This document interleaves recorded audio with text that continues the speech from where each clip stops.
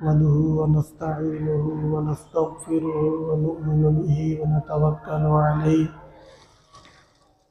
ونعوذ بالله من شرور أنفسنا ومن سيئات أعمالنا من يهده الله فلا مضل له ومن يضلله فلا هادي له ونشهد أن لا إله إلا الله وحده لا شريك له ونشهد أن سيدنا ومولانا محمدا عبده ورسوله أما بعد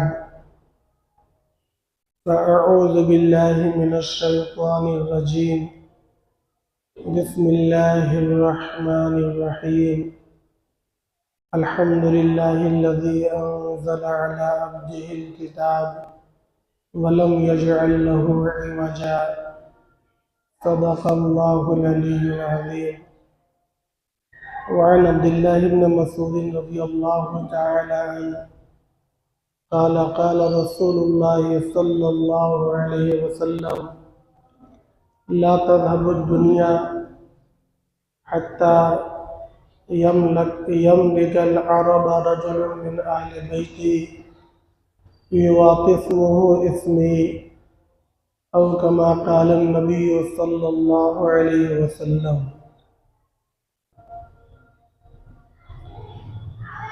معزز سامعین،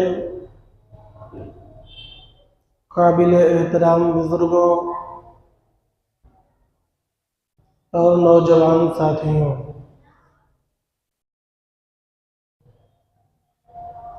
اللہ تبارک و تعالی نے اس دنیا میں بہت سی قوتیں اور طاقتیں پیدا فرمائی ہیں اور انسانوں کے لیے بہت سی قوتوں کو مسخر کیا ہے، لیکن تمام چیزیں انسانوں کے لیے مسخر نہیں ہیں۔ کچھ چیزیں ایسی ہیں جن سے انسان کبھی بھی مقابلہ نہیں کر سکتا۔ سرفہرست ان میں قوت شیطان ہے۔ میں نے خطبے میں پڑھا اعوذ باللہ من الشیطان الرجیم۔ آپ لوگ بھی جب قرآن مجید کی تلاوت شروع کرتے ہیں تو اہتمام کے ساتھ یہ دعا، یہ کلمہ پڑھتے ہیں، اور بھی بہت سے موقع پر یہ دعا پڑھی جاتی ہے، جس کا ترجمہ یہ ہے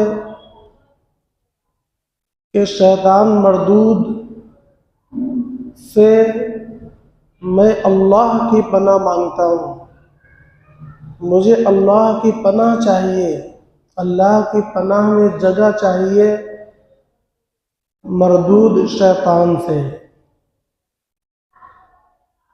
شیطان سے بچنے، اس سے مقابلہ کرنے کا اور کون کون سا طریقہ بتلایا گیا ہے، شاید آپ جانتے ہو، مگر مجھے تو کچھ نہیں معلوم ہے،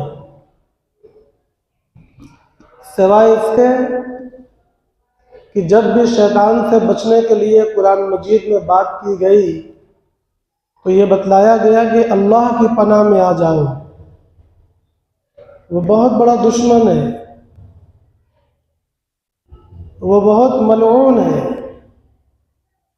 ہر وقت نقصان کی فکر میں ہے، نقصان پہنچانے کی فکر میں ہے، اور بار بار تنبیہ کی گئی کہ اس سے بچو، انہ لکم عدو، وہ تمہارا دشمن ہے، اس سے بچو، اس کی پیروی مت کرنا، اگر اس کی پیروی کرو گے تو ہلاک ہو جاؤ گے، برباد ہو جاؤ گے۔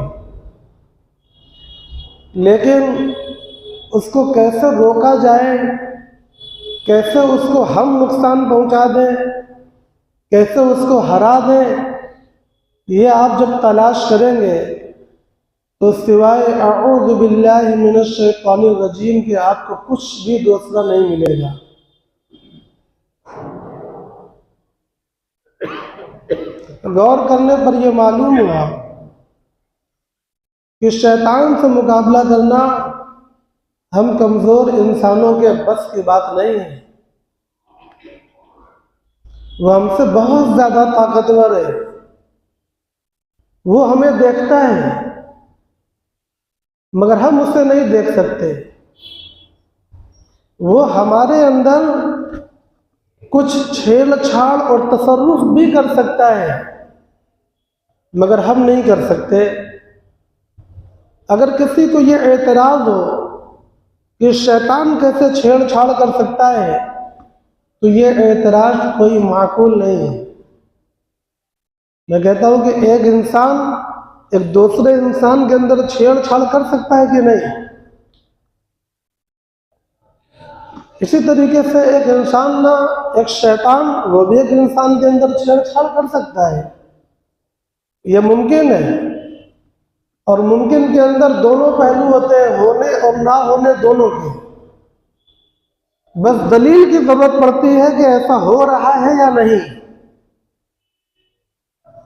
تو ہماری شریعت نے، ہماری مقدس کتاب نے اور ہمارے مقدس نبی نے ہم کو یہ بتلایا کہ شیطان انسان کی رگوں میں دوڑتا ہے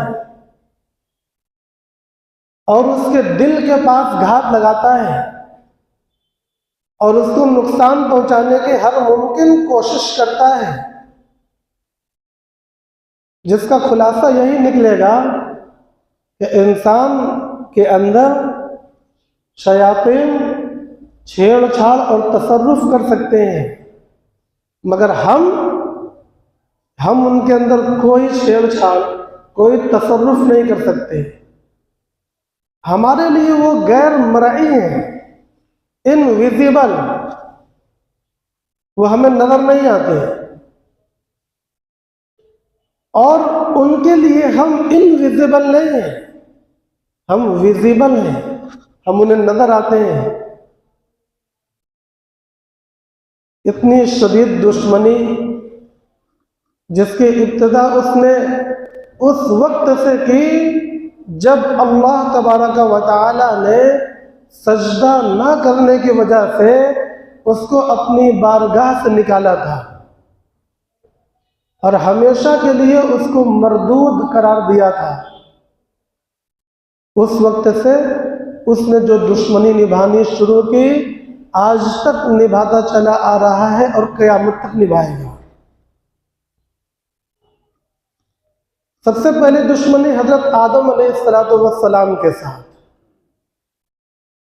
کس طرح ان کو جنت سے نکلوایا جائے، کس طرح ان سے اللہ کی نافرمانی کروایا جائے، کوئی ایسا کام ان سے کروایا جائے جو اللہ کے حکم کے خلاف ہو.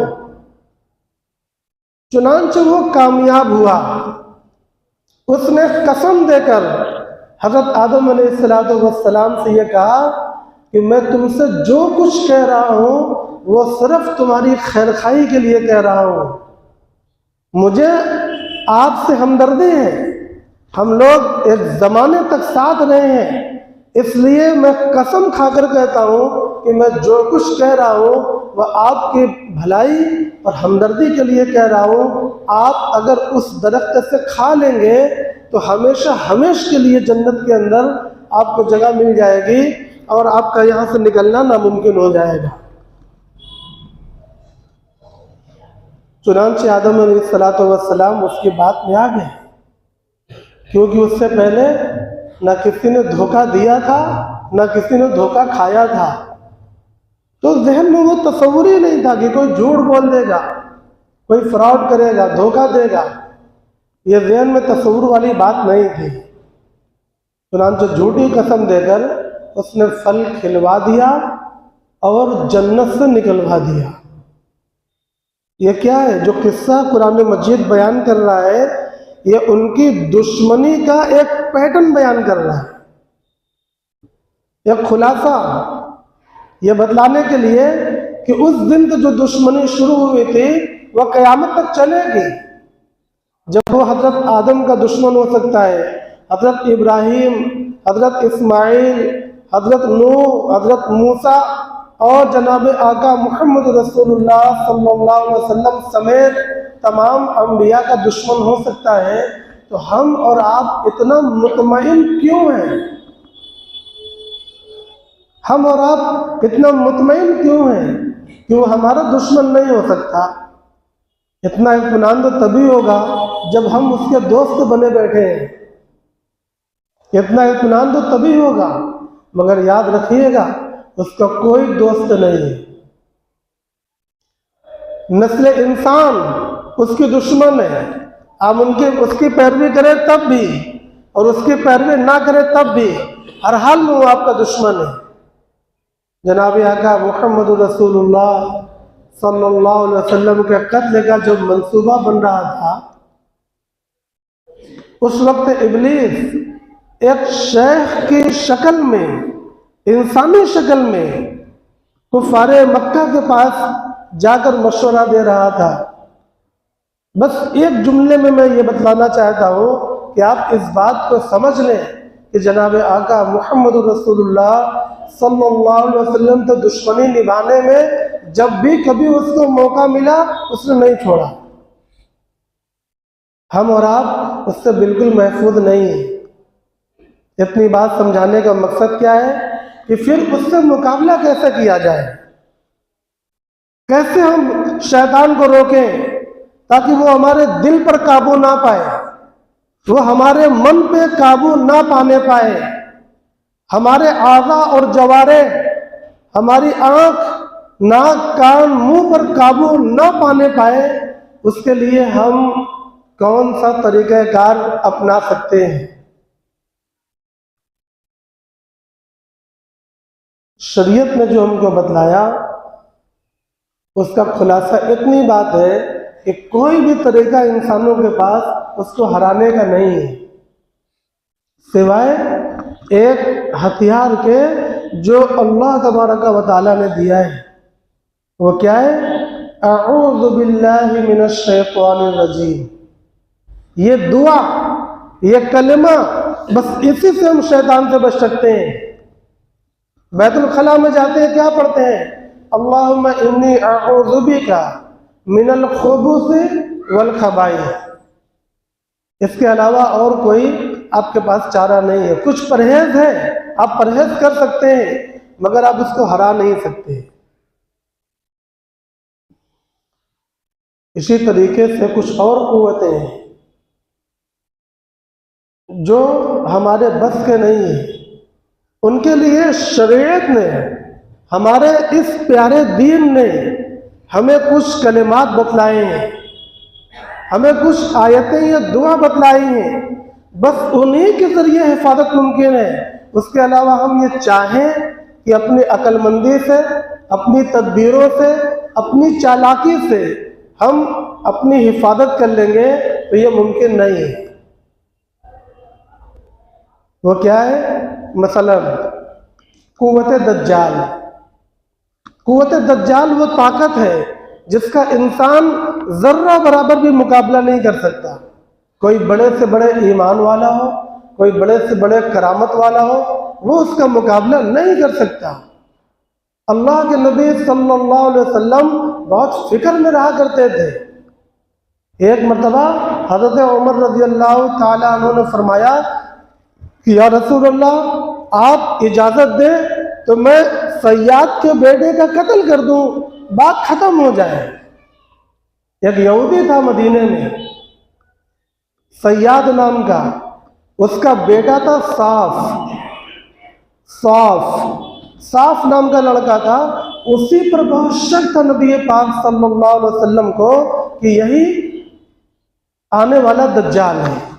بار بار آپ اس کے پیچھے پڑے رہتے، اس کو آپ نہارتے رہتے، چپکے چپکے اس کو آپ دیکھتے رہتے تھے، کبھی اس کے قریب جاتے، اس سے کچھ بات کرتے، مگر وہ ایسی بات کہہ دیتا کہ رسول اللہ صلی اللہ علیہ وسلم کا شک اور بھی بڑھ جاتا تھا۔ کبھی مسئلہ حل نہیں ہوا۔ اللہ تبارک و تعالیٰ نے اپنے اس راز کو آپ صلی اللہ علیہ وسلم کے زمانے میں بھی راز رکھا۔ یہ مسئلہ کبھی حل نہیں ہوا، مگر بہت سے صحابہ قسم کھا کر یہ کہتے ہیں، آپ مصنف ابن ابی شیبہ کتاب اٹھا کر دیکھیں، آپ مصنف عبد الرزاق کتاب اٹھا کر دیکھیں، ان کتابوں کو اٹھا کر دیکھیں جن میں صحابہ کرام رضی اللہ عنہم اجمعین کی جنگیں اور ان کے اقوال، ان کے آثار موجود ہیں۔ بہت سے صحابہ ایسے ہیں جو خدا کی قسم کھا کر یہ کہتے تھے کہ صاف ابن سیاد یہی دجال ہے۔ یہاں تک کہ عبداللہ ابن مسعود رضی اللہ تعالی عنہ کی ایک روایت ہے، صاف مسلمان ہو گیا تھا، سیاد کا بیٹا مسلمان ہو گیا تھا، اس نے حج بھی کیے، اس کی اولادیں بھی ہوئیں۔ یہ تمام باتیں نبی پاک صلی اللہ علیہ وسلم کی بتلائی ہوئی پیشین گوئی کے خلاف ہے۔ پہلی پیشین گوئی کہ دجال مکے اور مدینے دونوں مقدس شہروں میں داخل نہیں ہو پائے گا، یہ بات تو پکی ہے۔ دونوں کے دروازوں پر 7 فرشتے پہرا دیں گے، ساتوں راستوں پر فرشتے پہرا دیں گے، اور دجال ان دونوں مقدس شہروں میں داخل ہونا چاہے گا مگر داخل نہیں ہو پائے گا۔ دوسری پیشین گوئی، دجال کو اولاد نہیں ہوگی۔ تیسری پیشین گوئی کہ اس کی پیشانی پر کافر لکھا ہوگا۔ اب یہ سیاد کا بیٹا صاف، یہ مسلمان بھی ہے، اولاد بھی ہے، اور بیت اللہ شریف کا حج بھی کر رہا ہے، طواف بھی کر رہا ہے، اور مسلمانوں کے ساتھ جہاد میں شریک ہے۔ نبی پاک صلی اللہ علیہ وسلم دنیا سے تشریف لے جا چکے ہیں۔ عبداللہ بن مسعود، دوسرے بہت سے صحابہ ایک جنگ کے سفر میں ہیں، اس میں یہ صاف بن سیاد بھی موجود ہے۔ ایک دن وہ صبح عبداللہ بن مسعود رضی اللہ تعالیٰ عنہ سے کہنے لگا، مجھے بہت غم ہے، میں بہت رنجیدہ رہتا ہوں۔ پوچھا کیوں؟ کہا کہ آپ لوگ مجھے دجال سمجھتے ہیں، میں دجال ہوں؟ میں کوئی دجال ہوں؟ میں لوگوں کے منہ سے سنتا رہتا ہوں، لوگ مجھے دجال سمجھتے ہیں، میں بہت تکلیف میں ہوں۔ عبداللہ بن مسعود رضی اللہ تعالیٰ عنہ خاموش تھے۔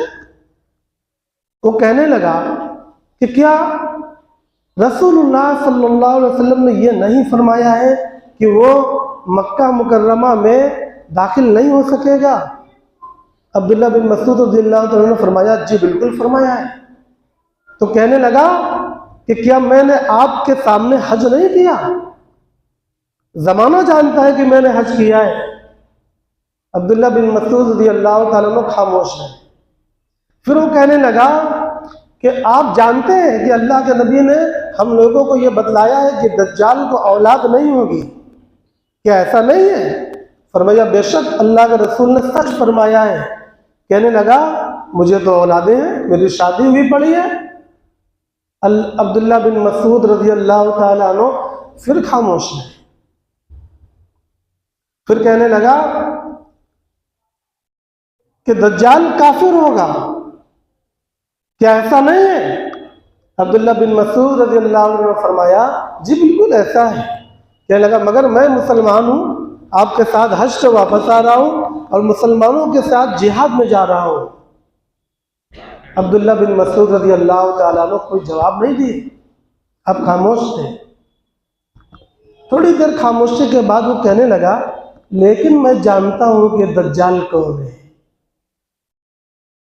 لیکن میں جانتا ہوں کہ دجال کون ہے، وہ کہاں پیدا ہوا ہے اور وہ ابھی کہاں پر ہے، میں جانتا ہوں۔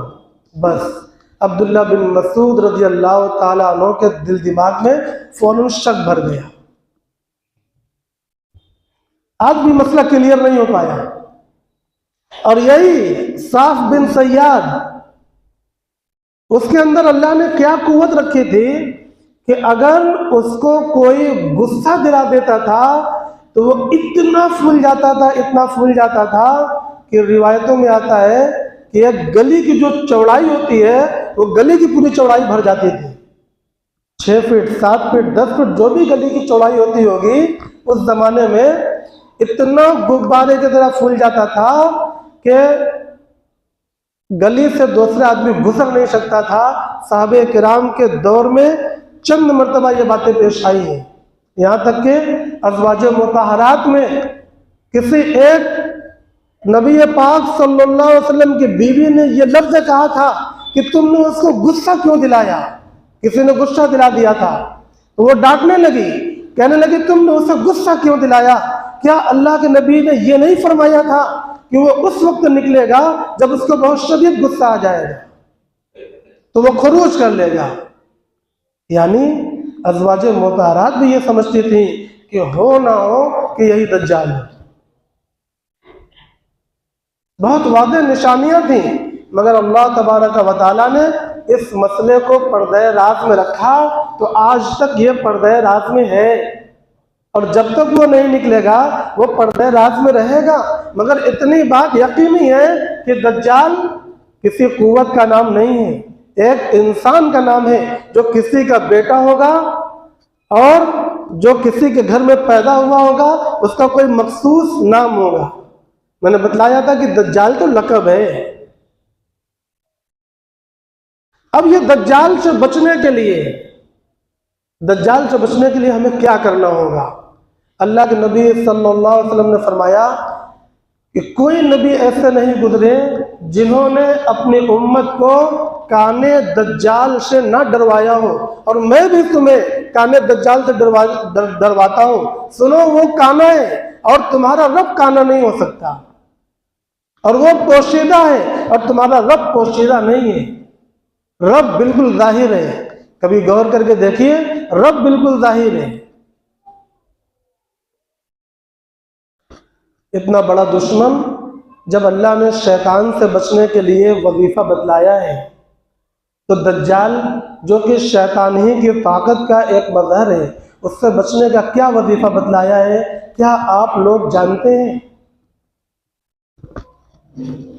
اس سے بچنے کے لیے جناب آقا محمد رسول اللہ صلی اللہ علیہ وسلم نے فرمایا، ہر جمعہ کو سورہ کہف کی تلاوت کر لیا کرو۔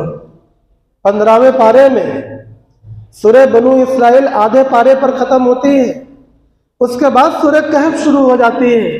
ہر جمعہ کو سورہ کہف پڑھ لیا کرو، اس سے اللہ تبارک و تعالی تمہاری دجال کی حفاظت فرمائیں گے، اور اس کے علاوہ بھی اس کے بے شمار فائدے ہیں۔ مگر سر-دست موضوع کے متعلق جو بات ہے وہ یہ کہ دجال سے بچنے کے لیے ہماری تدبیریں اور ہمارے کام اور ہماری دوسری طاقتیں، ہمارے پیسے، شہرت، علم اور عمل کچھ بھی کام نہیں آئے گا سوائے اس بات کے کہ ہم اللہ تبارک و تعالیٰ کی پناہ لے لیں۔ اور یہ پناہ جیسے شیطان سے پناہ ملتی ہے اعوذ باللہ من الشیطان الرجیم پڑھنے سے، تو دجال سے پناہ ملتی ہے سورہ کہف پڑھنے سے۔ بات سمجھ میں آئی؟ شیطان سے پناہ کیسے ملتی ہے؟ تعوذ پڑھنے سے، اس کو تعوذ کہتے ہیں، تعوذ پڑھنے سے۔ اور دجال سے پناہ کیسے ملتی ہے؟ سورہ کہف پڑھنے سے۔ اور بھی کچھ دعائیں ہیں، کیا؟ اللہم انی اعوذ بک، اللہم انی اعوذ بک من عذاب القبر ومن عذاب جہنم ومن فتنة المحیا والممات ومن شر فتنة المسیح الدجال۔ یہ دعا اللہ کے نبی صلی اللہ علیہ وسلم نے بتلائی ہے، یاد کرنے کی ضرورت ہے۔ قریب کا وقت ہے، حضرت نوح علیہ السلام ڈرواتے تھے، ان کو قریب لگتا تھا۔ حضرت ابراہیم ڈرواتے تھے، ان کو قریب لگتا تھا۔ نبی پاک صلی اللہ علیہ وسلم ڈرتے تھے اور صحابہ ڈرتے تھے۔ ایک مرتبہ اللہ کے نبی صلی اللہ علیہ وسلم نے کہا، صحابہ ڈر رہے تھے، رو رہے تھے، تو نبی پاک صلی اللہ علیہ وسلم نے فرمایا، کیوں رو رہے ہو؟ کہا، یا رسول اللہ، آپ نے دجال کے بارے میں جو باتیں بتلائی ہیں، ہمیں ڈر لگ رہا ہے کہ کہیں ہمارے زمانے میں نہ نکل آوے۔ تو رسول اللہ صلی اللہ علیہ وسلم نے فرمایا کہ نہیں، تم لوگ مت ڈرو، اگر میں تمہارے درمیان موجود رہوں گا تو میں کافی ہو جاؤں گا، اور اگر میں تمہارے درمیان موجود نہیں رہوں گا تو پھر میرے بعد اللہ تمہارا نگراں ہے۔ یہ نہیں کہا کہ میں نہیں رہوں گا تو صحابہ دیکھ لیں گے یا علماء دیکھ لیں گے یا فلانے دیکھ لیں گے. فرمایا نہیں، اگر میں نہیں رہا تو پھر اللہ تمہارا نگراں ہے، میں تمہیں اللہ کے حوالے کر کے جاؤں گا. اتنی خطرناک، اتنی بڑی طاقت ہے. اس سے بچنے کا راستہ سورہ کہف اور یہ دعائیں ہیں. مگر اتنا بچنا ہی کافی نہیں ہے. یہ بچنا، یہ تو بالکل عین اعلیٰ ہے، یعنی رکن کے درجے میں، جس کو ہم فرض رکن کہہ سکتے ہیں، یہ اس درجے میں ہے. ہم لوگ دیکھتے ہیں کہ کچھ لوگ تو پہلے ہی گمراہ ہو جاتے ہیں، پھر وہ کہاں بچیں گے؟ جو پہلے ہی راستے سے ہٹ گیا اب اس کے بچنے کی کوئی شکل نہیں ہے. اس لیے محترم بھائی اور دوستو، جس طریقے سے ہمیں آج اپنے شادی بیاہ میں اصلاح کی ضرورت پیش آ گئی، مگر یہ اصلاح کی ضرورت آج پیش نہیں آئی ہے. ہر دور میں علماء اور اپنے سماج اور ملت کے معزز لوگ، دانشوران اور دور اندیش لوگ قوم کو، سماج کو یہ بات بتلاتے رہے ہیں کہ شادیوں کے اندر جو کچھ بڑھاوا کیا جا رہا ہے، ایک دن مسئلہ پھنسے گا اور بہت نقصان ہوگا.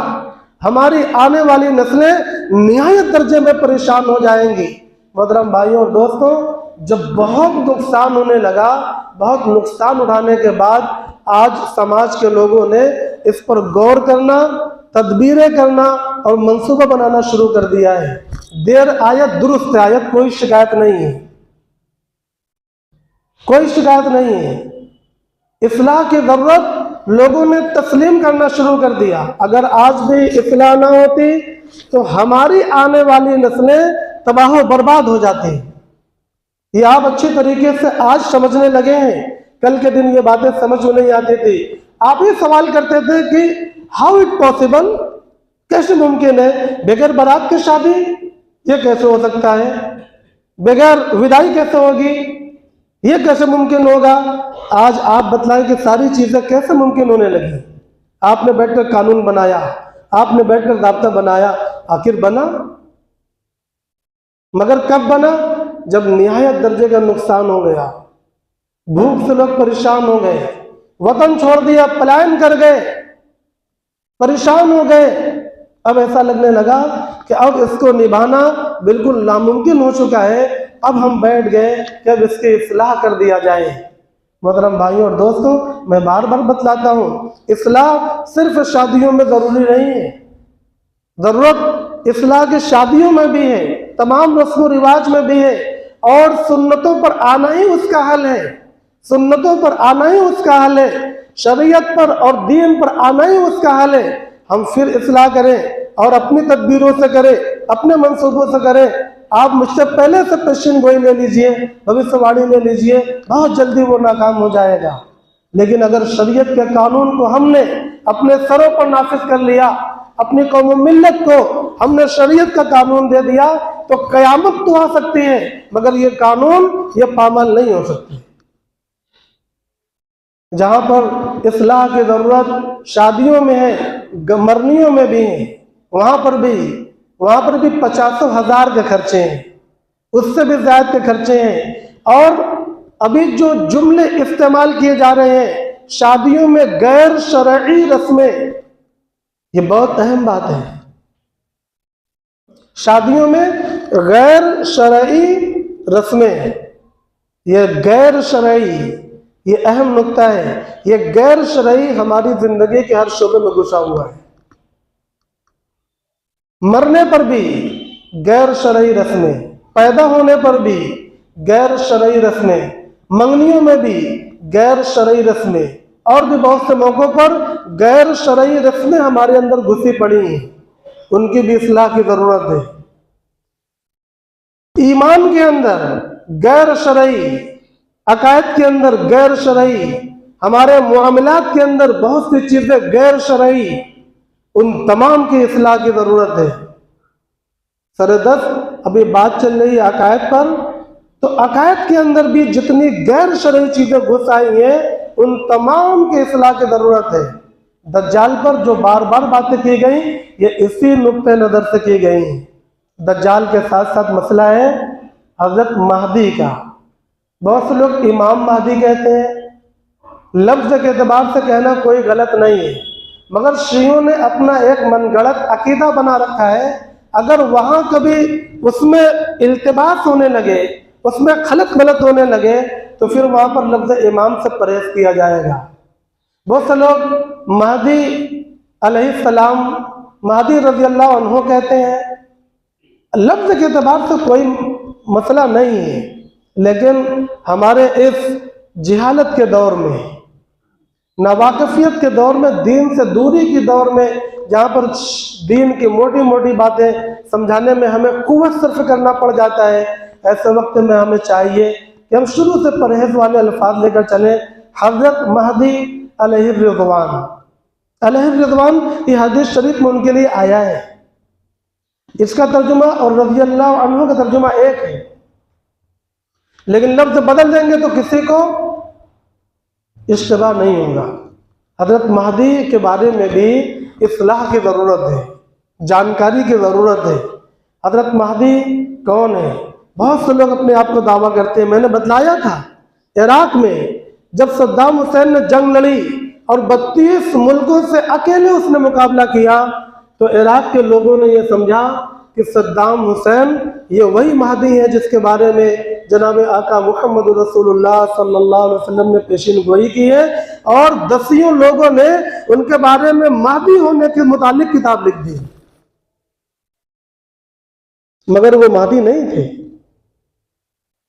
مہدی کون ہوں گے؟ میں نے ایک روایت پڑھی عبداللہ بن مسعود رضی اللہ تعالیٰ عنہ کی، فرمایا کہ دنیا تب تک ختم نہیں ہوگی جب تک ملک عرب کا ایک آدمی تنہا مالک نہ بن جائے، اور اس کا نام میرے نام کے موافق ہوگا، یعنی محمد ہوگا۔ ابو داؤد کی ایک دوسری روایت میں ہے کہ اس کے والد کا نام میرے والد کے نام کے موافق ہوگا، یعنی عبداللہ ہوگا۔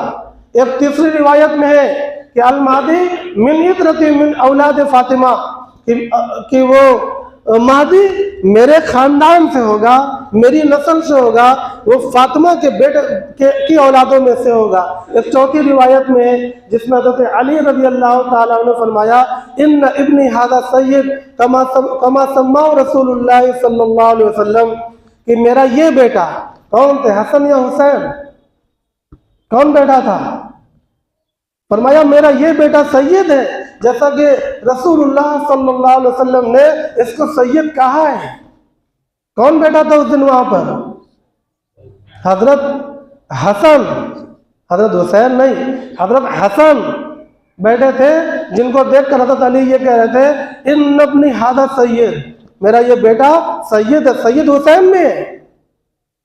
مگر یہ ایک خاص بات بیان کرنا ہے کہ میرا یہ بیٹا سید ہے جیسا کہ رسول اللہ صلی اللہ علیہ وسلم نے فرمایا تھا، اور اس کی پشت سے ایک ایسا بندہ پیدا ہوگا جو عرب کا مالک ہو جائے گا اور دنیا سے ظلم و ستم کو مٹا دے گا۔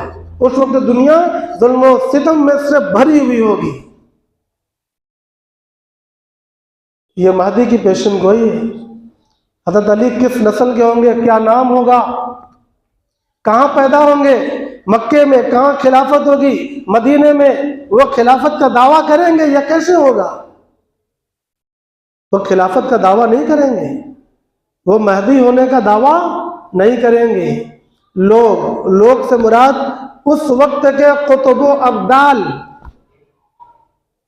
بڑے بڑے مشائخ اللہ والے، وہ حج کے دوران ان کو سٹیک پہچان لیں گے، اور کس جگہ پہچانیں گے وہ بتلایا گیا، بین الرکن والمقام۔ رکن سے مراد حجر اسود، اور مقام سے مراد مقام ابراہیم۔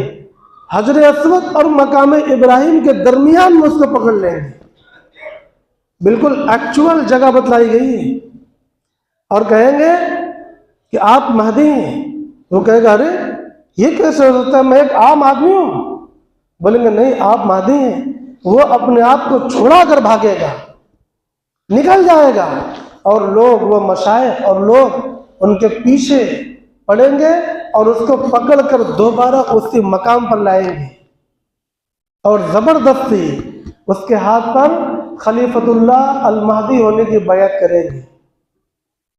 بیعت ہو جائے گی. وہ بہت پریشان ہوگا. وہ اندر سے ایماندار ہے. وہ بہت پریشان ہوگا. یا اللہ کیا ہو رہا ہے؟ میں کون ادنا سا انسان، لوگ مجھے خلیفۃ اللہ مہدی کہہ رہے ہیں. لیکن جب وہ رات میں سوئے گا تو اللہ تبارک و تعالیٰ کی طرف سے اس کے دل میں الہام ہوگا، اس کو القا ہوگا اور اس کا دل منور ہو جائے گا. اس کا دل اس بات کی گواہی دینے لگے گا کہ آپ ہی مہدی ہیں. تب اسے یقین ہو جائے گا کہ میں مہدی ہوں. جس دن وہ مہدی کی خلافت ہوگی اس کے بعد وہ کتنے سال زندہ رہیں گے؟ 7 سال بس. پھر ان کا انتقال ہو جائے گا. انتقال کے بعد جنازہ کی نماز ہوگی. مسلمان پڑھیں گے مگر کون پڑھائے گا؟ جانتے ہیں؟ مگر یاد رکھیے گا، نہیں جانتے تب بھی یاد رکھیے گا، حضرت عیسیٰ علیہ السلام ان کے جنازے کی نماز پڑھائیں گے.